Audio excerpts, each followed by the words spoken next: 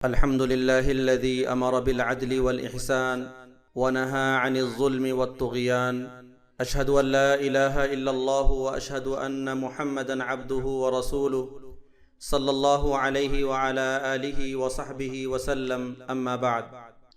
معزز سامعین، آج میں ایک ایسا مسئلہ لے کر آپ کے سامنے آیا ہوں جو بظاہر خاموش ہے مگر اس کی چیخیں آسمان تک سنائی دیتی ہیں۔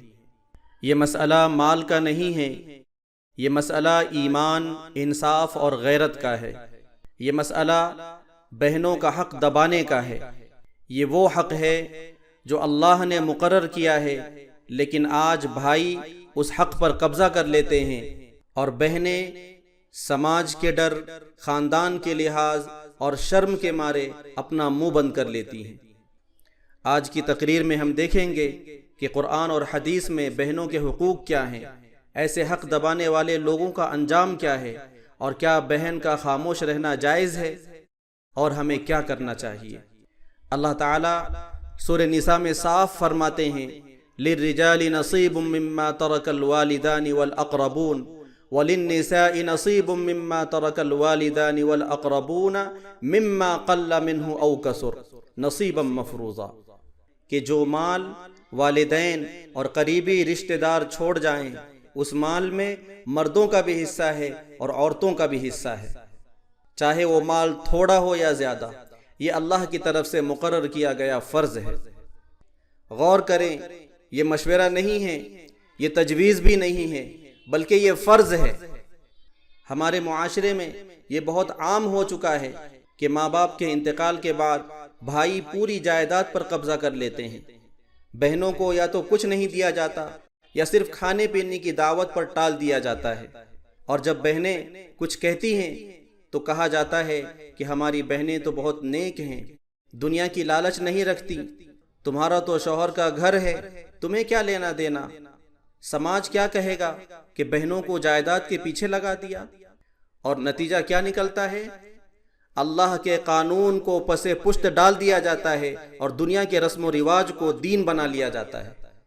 اکثر بہنیں اپنا حق نہ مانگنے کی وجہ یہ بتاتی ہیں کہ بھائی ناراض ہو جائے گا، سماج کیا کہے گا، لوگ باتیں بنائیں گے، ہمیں تھوڑا بہت دے ہی دیا تھا، شرم آتی ہے حق مانگتے ہوئے۔ لیکن بہنوں، یاد رکھو، یہ تمہارا حق اللہ نے تمہیں دیا ہے، اور حق مانگنا غیرت ہے، بے حیائی نہیں۔ خاموشی بعض اوقات حکمت ہو سکتی ہے، مگر ایسی خاموشی جو ظالم کا ساتھ دے وہ سزا کا باعث بن سکتی ہے۔ نبی کریم صلی اللہ علیہ وسلم نے فرمایا، من قطع میراثا فرضہ اللہ قطع اللہ بہ میراثہ من الجنہ، کہ جس شخص نے کسی وارث کو اس کا حصہ نہ دیا، اللہ تعالیٰ اسے جنت میں اس کا حصہ نہیں دیں گے۔ یعنی جو بہن کا حق کھائے گا وہ خود جنت سے محروم ہو جائے گا۔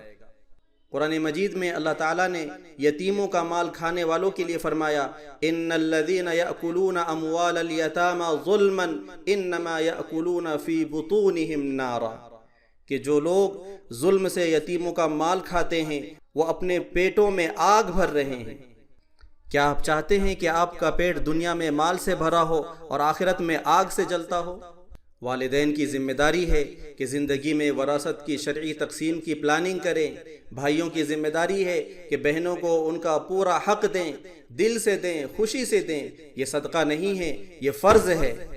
اور بہنوں کی ذمہ داری ہے کہ علم دین حاصل کریں، اپنے حق سے نہ ڈریں، نرمی سے، ادب سے اور علم کے ساتھ اپنا حق مانگیں۔ علماء اور مصلحین کا فرض ہے کہ خطبات، دروس اور تحریروں کے ذریعے اس مسئلے پر کھل کر بات کریں۔ میرے عزیزو، دنیا کا مال یہیں رہ جائے گا، مگر بہن کا چھینا ہوا حق تمہارے ساتھ قبر میں بھی جائے گا، اور قیامت کے دن تمہارے گریبان میں ہاتھ ڈالے گا۔ آج ہی فیصلہ کیجئے، اگر بہنوں کا حق دیا ہے تو اللہ کا شکر ادا کریں، اگر دبایا ہے تو فوراً معافی مانگیں اور حق واپس کریں۔ اگر کوئی بہن خاموش ہے تو اسے خود پیش کریں۔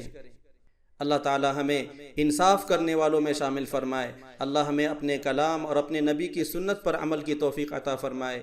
اللہ تعالی ہمیں قیامت کے دن سچوں اور نیکوں کاروں کے ساتھ اٹھائے۔